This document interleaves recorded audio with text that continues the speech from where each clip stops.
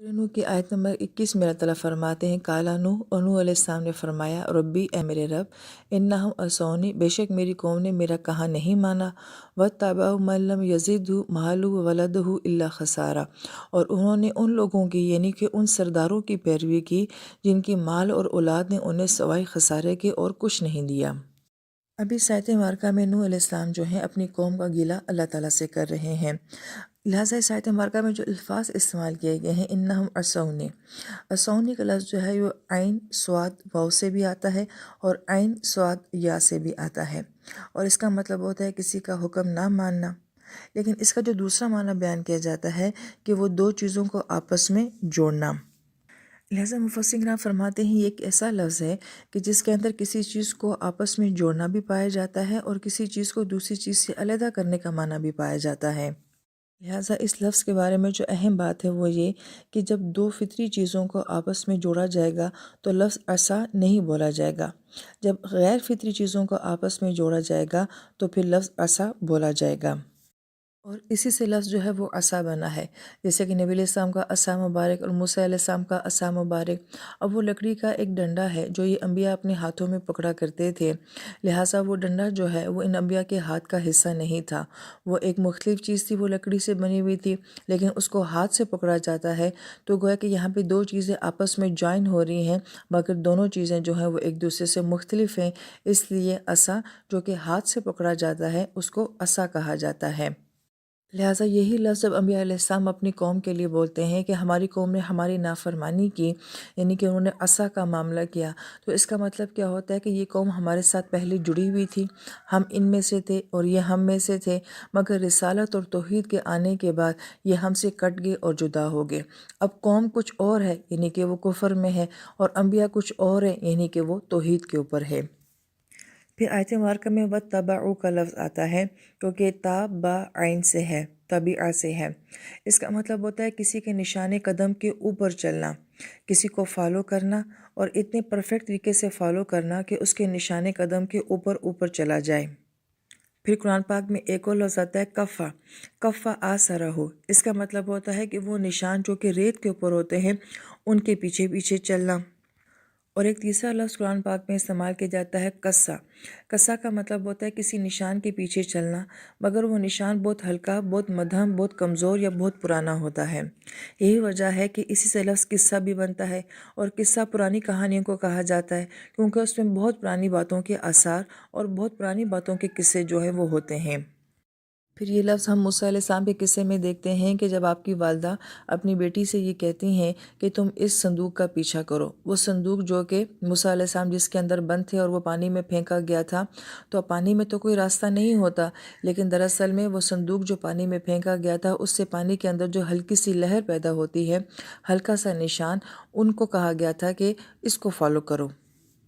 लिहाजा तबिया का लफ्ज़ जो है वो कस्सा से और कफ़ा से जो है वो स्ट्रॉन्ग लफ्ज़ है। लिहाजा अगर किसी के पास आज हम ये कहें कि नक्शा मौजूद हो और उसके पास सही रास्ते की डायरेक्शन हो, मार्क लगे हुए हों, और अगर वो इंसान उस रास्ते के ऊपर चलता है तो कहा जाएगा तबीआ। फिर ताबिया का जो दूसरा माना बयान किया जाता है कि किसी चीज़ को बड़े जोश के साथ, बड़ी खुशी के साथ फॉलो करना, और अमूमन ये रसूमात के लिए इस्तेमाल होता है। जैसे कि ईद के ऊपर ईदी दी जाती है, ये महज एक रस्म है, सेवइयाँ बनाई जाती हैं, तो ये सारे काम जो हैं बड़े जोश के साथ और बड़ी खुशी के साथ किए जाते हैं। फिर मुफस्सिर कराम ये फरमाते हैं कि एक लफ्ज़ तबीआ होता है कि किसी के निशाने कदम के ऊपर चलना, और एक लफ्ज़ जो होता है वो इत्तबा होता है, और यही तबिया लफ्ज़ जो बाब इफ़्तिआल के वज़न पे इत्तबा बन जाता है, तो इसका मतलब होता है कि किसी को फ़ॉलो तो किया जाए, मगर वो मोहब्बत और चाहत और शौक़ के साथ किया जाए कि मैंने इसकी तरह बनना है और मैंने इसको फ़ॉलो करके इसके मुकाम तक पहुँचना है। यही वजह है कि ये लफ्ज़ जो है वो अंबिया अलैहिस्सलाम के लिए इस्तेमाल किया जाता है कि अपने नबी की इत्तबा करो, यानी कि खुशी के साथ उन रास्तों के ऊपर चलो जिन रास्तों पे नबी अलैहिस्सलाम चलते थे, और उम्मती के दिल में ये तमन्ना और ख्वाहिश हो कि मैं अपने नबी के किरदार के ऊपर चलूँ।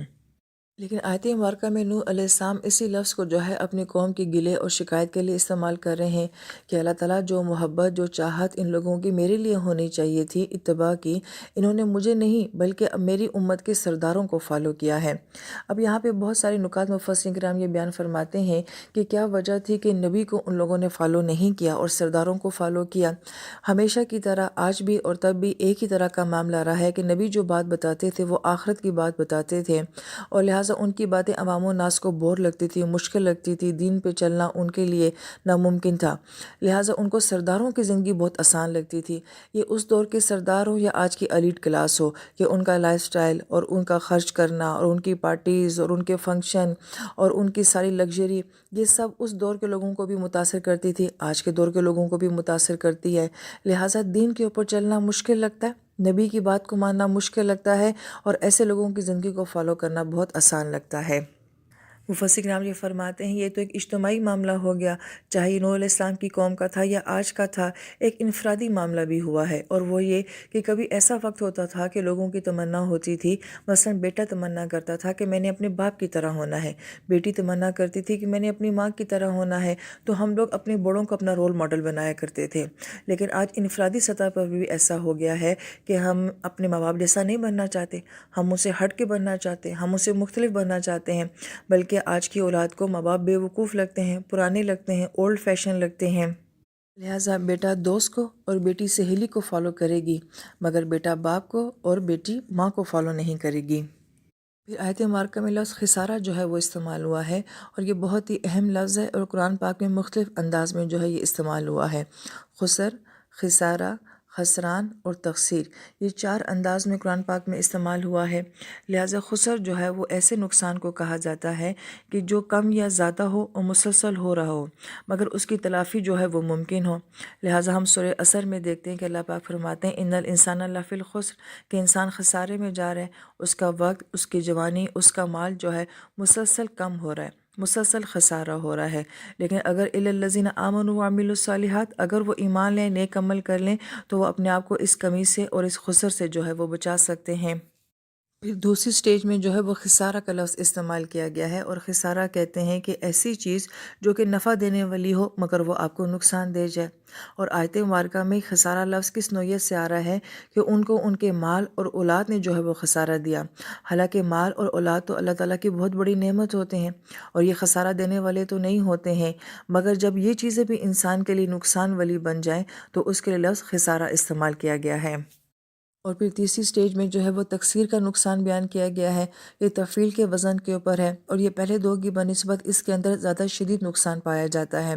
اور یہ لفظ کہاں بولا گیا ہے قرآن پاک میں، جہاں نبی یہ بات فرماتے ہیں کہ اگر میں اپنے اللہ کی نافرمانی کروں پھر تو میں بہت بڑی تقصیر میں پڑ جاؤں گا۔ اور ظاہری بات ہے کہ ایک نبی کا بہک جانا جو ہے یہ پوری امت کا بہک جانا ہوتا ہے، اور یہ بہت بڑا نقصان ہوتا ہے، لہٰذا اس نقصان کو جو ہے وہ تقصیر کے ساتھ بیان کیا گیا ہے۔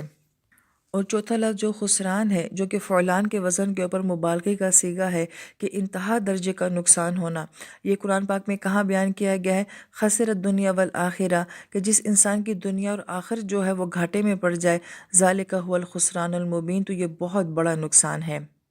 لہٰذا ان الفاظ کو جاننے کے بعد مفسرین کرام میں آیت مبارکہ کے جو نکات بیان فرماتے ہیں اس میں سے ایک اہم نکتہ تو یہ ہے کہ انسان کی نفسیات کے اندر یہ بات ہے کہ وہ کسی کو فالو کرنا جو ہے وہ پسند نہیں کرتا، کسی کی اتھارٹی کو جو ہے وہ ماننا پسند نہیں کرتا۔ ہم یہ دیکھتے ہیں کہ بچے اس بات کے اوپر بہت زیادہ غصے میں آ جاتے ہیں کہ ہم آپ کی بات کیوں مانیں۔ شاگرد کو استاد کی بات ماننا بہت مشکل لگتا ہے، شوہر کو بیوی کی اور بیوی کو شوہر کی بات ماننا جو ہے وہ بہت مشکل لگتا ہے۔ تو گویا کہ انسان کی نفسیات یہ ہے کہ وہ آزاد ہونا چاہتا ہے، وہ کسی کے انڈر ہو کے نہیں چلنا چاہتا ہے۔